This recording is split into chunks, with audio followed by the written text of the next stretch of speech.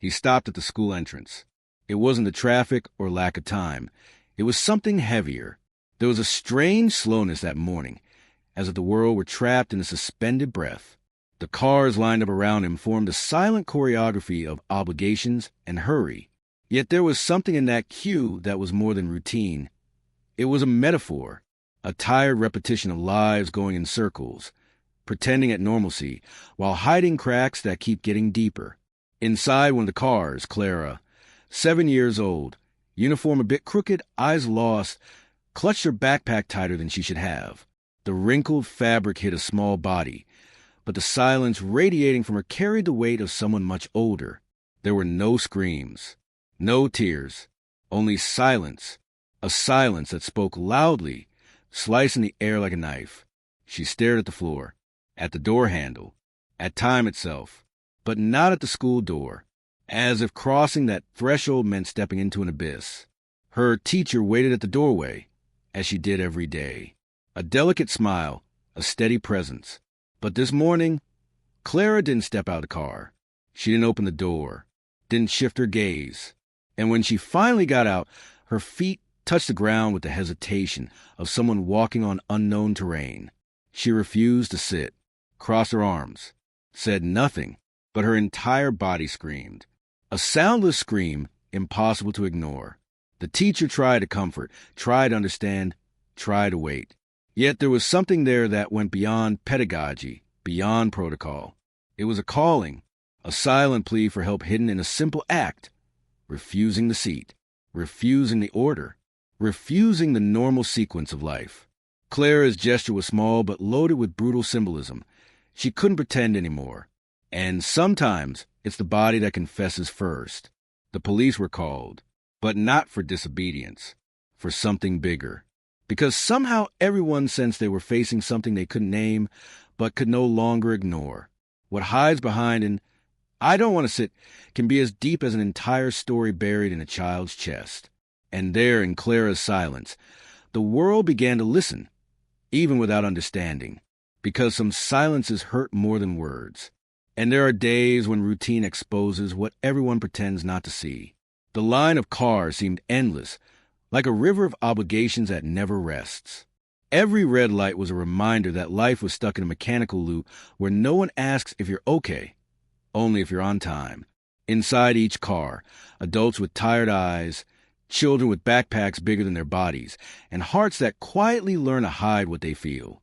That morning looked like all the others, but something in the slow passage of time revealed.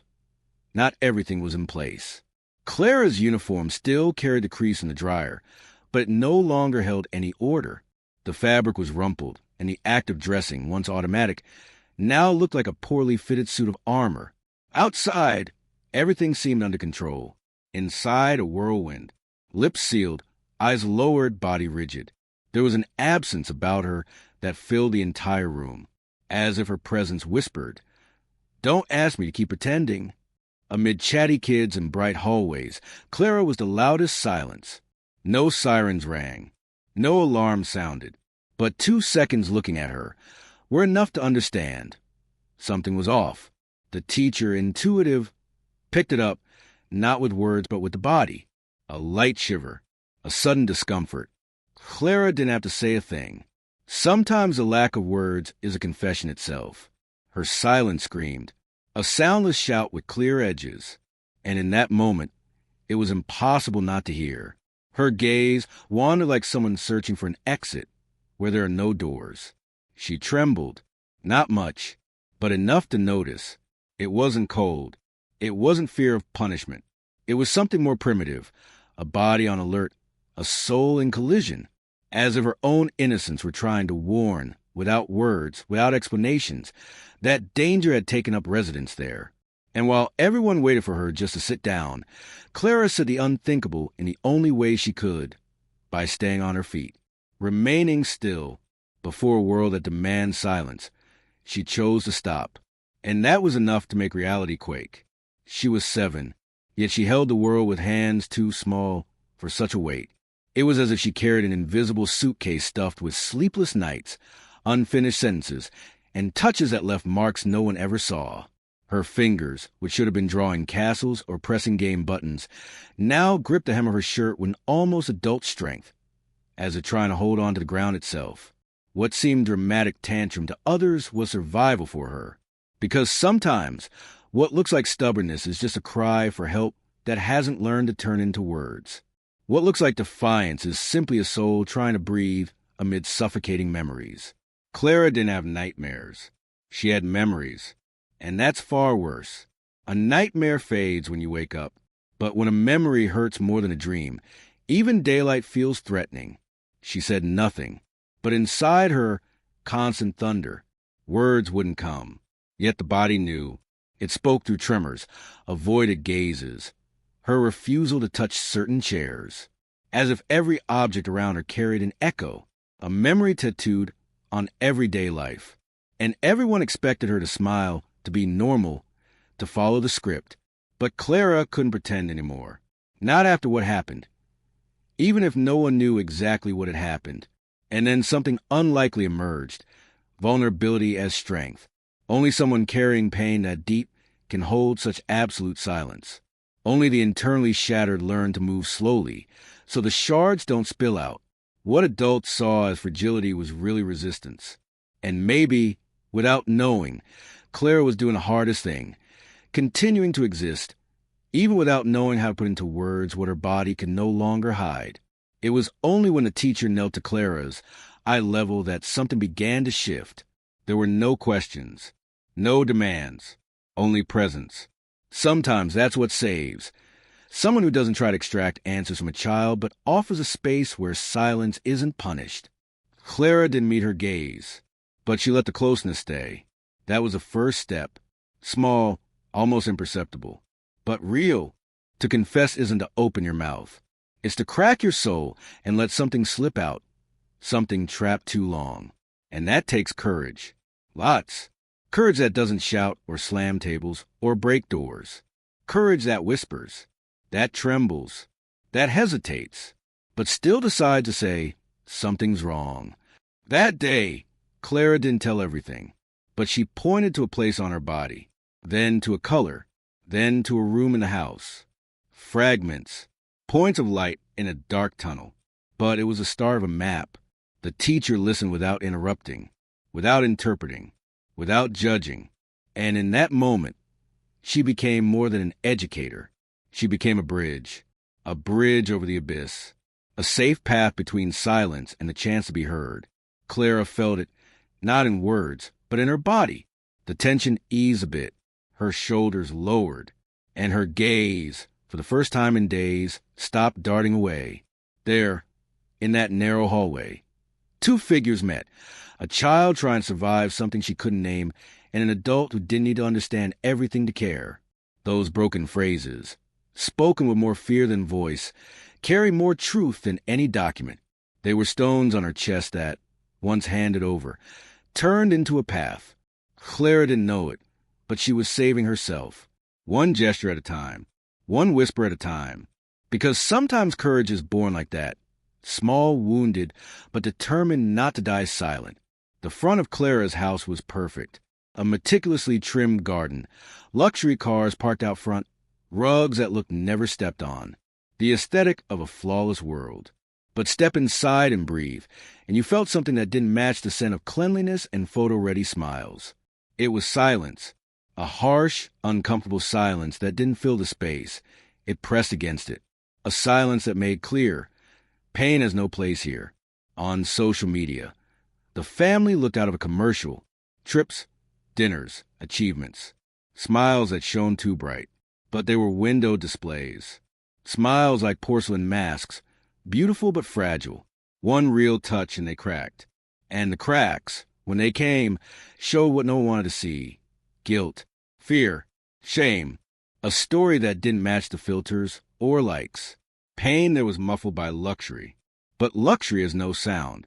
And pain, even hidden, always finds a way to echo. Clara's father was one of those impeccable figures. Athletic build, controlled speech, packed schedule. A man who knew how to win everything, except his own peace. Her mother, always elegant, played tenderness to perfection. but her affection felt rehearsed, almost automatic, as if she'd learned to love only on stage. Clara grew up in this glass scenery. Everything gleamed, but it was cold, and what's too cold shatters eventually. In that house, pills replaced dialogue. Pills to sleep, pills to wake, pills to keep quiet. The pharmacy was the soul's confession booth, but no one listened. Dad took something to maintain his pace. Mom took something to numb what needed feeling. And Clara just learned that pain was something to hide, that speaking was dangerous, that feeling too much was weakness. But even in silence, her body screamed, because the body always knows. And over time, the perfect house began to show its cracks, one fissure at a time, until the glass could hide nothing anymore. Everything seemed controlled, schedules, speeches, appearances, but the truth hid in imperceptible details. A bottle in the wrong drawer, a prescription with a switch name, one extra drop. Small act disguised as routine but loaded with intentions nobody dare name. Transparent drops. Liquid, almost pure, as if harmless, but carrying opaque destinies. Irreversible. In the juice cup, the nighttime tea, the warm milk meant to comfort. Chemistry seeped in with surgical precision. Nothing explosive, nothing visible, just a growing stupor. A child growing quieter, sleeping too much, forgetting her own sparkle. Slowly, Clara was anesthetized by normality, yet something inside resisted. A living core, an ancient instinct. Something saying, this isn't care. This is oblivion wrapped in promises. Because the same science that heals can also erase, it depends on intent. And in that seemingly perfect house, the line between cure and silence was manipulated by cold hands. It wasn't about overdose. It was about erasing traces, silencing reactions, making pain more acceptable, more discreet, easy to deny. Clara didn't know the name of what she took, but she felt the world slow after certain sips, felt her body heavy, her gaze cloudy, felt sleep come too fast, and the desire to play, to speak, to be, vanish without a trace. The cruelest part was that no one noticed, or pretended not to, because the most effective poison isn't the one that kills quickly. It's the one that dissolves identity bit by bit. That blurs clarity, scrambles reality. In that calm fabrication, Clara almost lost herself. Almost, because even without knowing, her body kept signaling. And truth, however silenced, has a peculiar survival instinct. It hides in between lines, pauses, symptoms. And one day it shows up right where it shouldn't, but exactly where it always was. Clara's father was known for precision, a firm voice executive, unbeatable in meetings. Yet at home, that precision became blindness. He calculated everything, except feelings, predicted markets, but not his daughter's eyes, noticed economic shifts, but ignored the ever longer silences at dinner. He loved, maybe, but in his way, a way that confused presence with provider, thought love meant paying for the best school, offering top-tier toys, decorating a room with experts, but forgot Clara didn't want luxury. She wanted to be seen. Her mother, meanwhile, was rehearsed affection. Her words were sweet, her hands soft, her gestures precise, but her eyes never fully softened, a tenderness that slipped away, never grounded, as if she were always performing, not out of malice, but fear of displeasing, of losing her place, of being unmasked. She was trapped, too, trapped in a home where feelings were inconvenient and perfection a demand, not a choice. And so Clara grew seeing her parents as distorted reflections, figures saying one thing but vibrating another.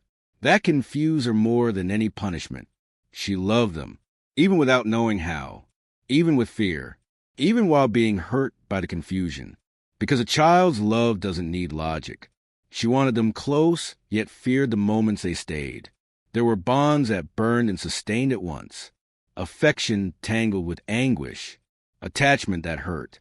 And that's what destroys inside, when home meant to be refuge turns labyrinth, a place you enter daily yet never find an exit. Clara didn't hate her parents, but she no longer understood them. Maybe they didn't understand themselves, either. Each carried unresolved stories. Each passed on, unintentionally, an unhealed wound. In the middle of it, she tried to exist, tried to find reference points, tried not to get lost in the shattered mirrors they called family. But each day became harder to know who she was, harder to trust, harder to love without fear.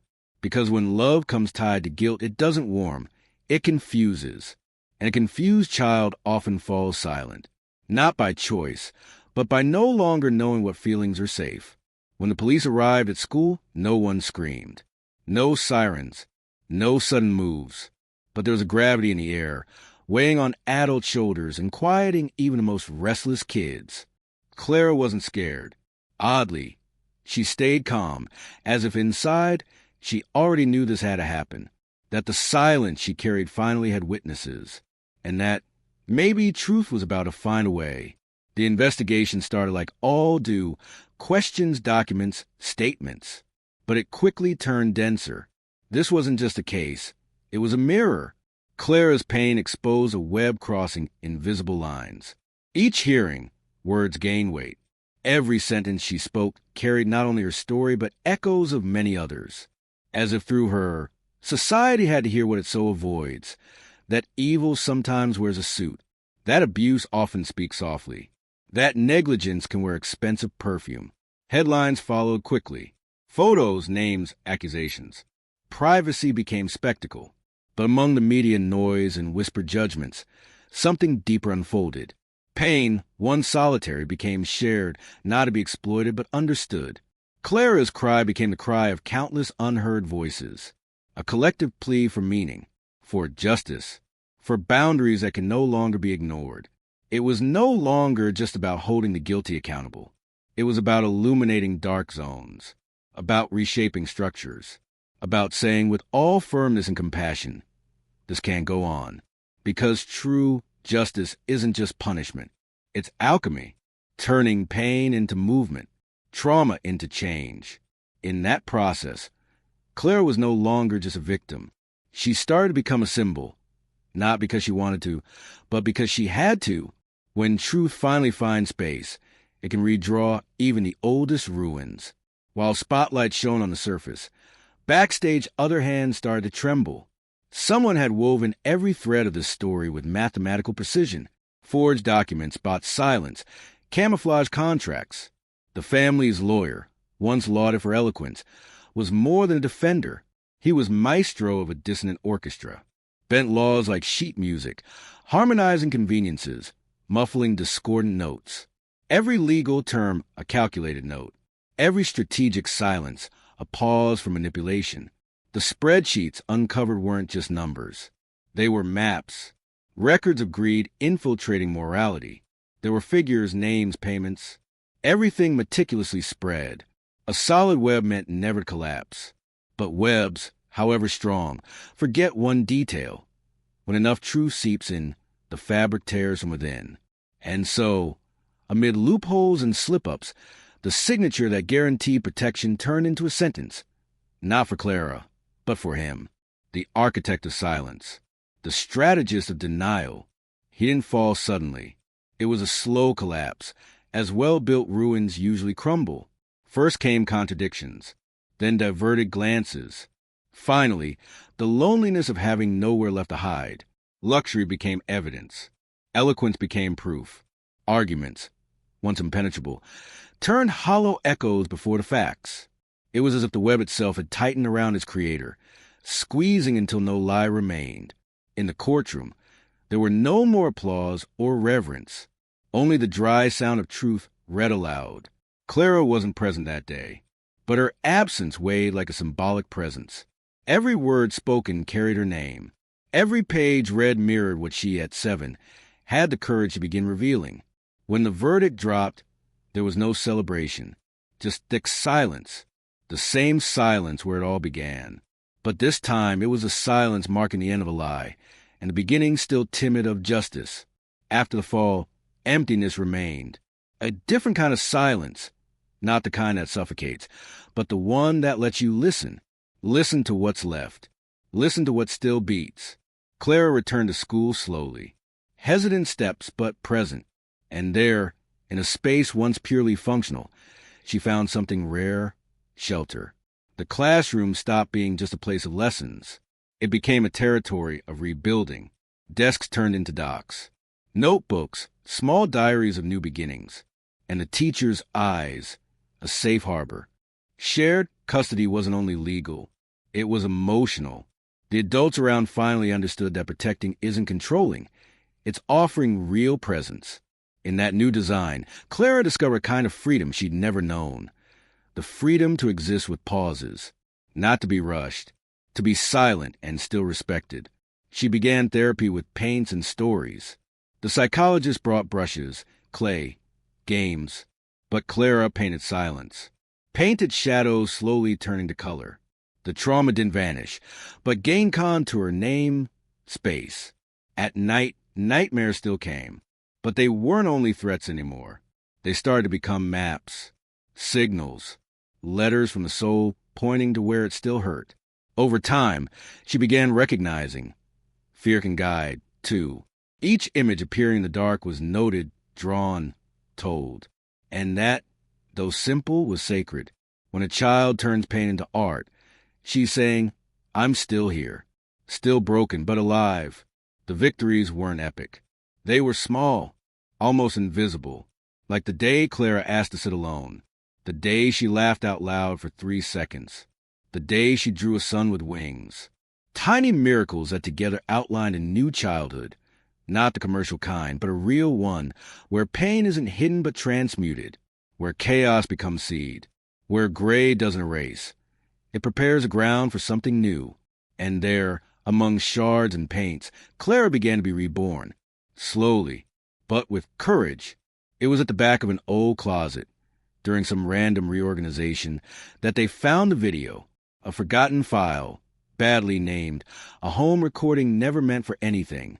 Clara appeared in it, laughing, playing, but also shrinking at certain moments. Small gestures, frozen expressions, silences between giggles. Nothing explicit, nothing that, alone, proved anything. But to those who now knew the truth, it was confirmation. The shadow hadn't begun with the report. It started long before, and the video, unwittingly, caught the beginning of the eclipse. That recording became the final piece of a painful puzzle, a silent revelation. No explanations needed. What was there spoke for itself. What had once been contested, relativized, was now undeniable. Premeditation, coldness, the attempt at total control, all stitched into the images. And with that, the social varnish left finally shattered. Glamour gave way to truth. And the orange jumpsuit, once unimaginable for someone who believed himself untouchable, became inevitable. Meanwhile, outside courtrooms, Clara was writing her part of the story, too. Not with harsh words, but with new gestures, with courage that needs no stage. She began drawing family scenes, but now with other faces, other colors. On her sheets, eyes were big, arms open, smiles unshadowed, as if, little by little, she were rewriting the concept of home, of bond, of protection. The void left by the collapse wasn't filled with placeholders. It was respected, and over time, a new foundation began to form. One of Clara's drawings was displayed on the school wall.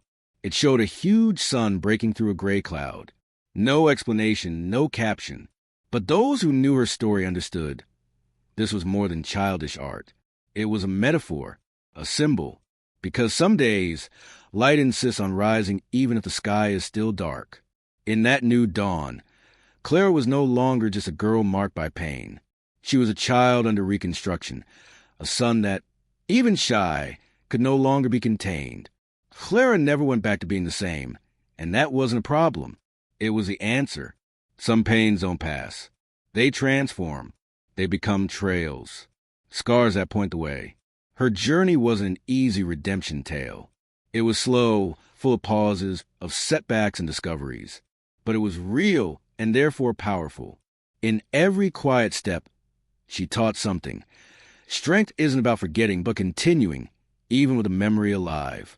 Her story touched others like a collective mirror. Many saw themselves in her. not in identical pain, but in the familiar feeling of suffocation, of being unheard, of carrying more than they should. And there, in the path of a child who dared stop before a chair and say no, lay a delicate revolution, because truth, once it emerges, sets free, and though it hurts, it corrodes less than silence. The future now isn't a closed script. It's a blank page. Clara still stumbles, still asks, still has nights when sleep fails. But she also has days when laughter comes before explanation, days when she hugs without fear, days when she lightly chooses her clothes, her spot, her own rhythm. In that kind of choice, rebirth happens, not with applause, but with presence. And as she plays in the yard, draws with friends, or simply looks at the sky through the window, she carries a silent promise that belongs to every childhood marked by pain. Where ruin ends, hope sprouts wings. Clara is many. Clara is us at some point. Her story doesn't end with a period.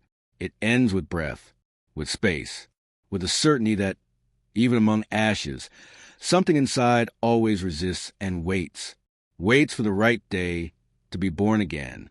If this story touched something in you, if at any moment you saw yourself in silence, holding what didn't fit in your chest, then this channel is your place. Subscribe now. Here, every story carries a truth, and every truth can be the start of your transformation.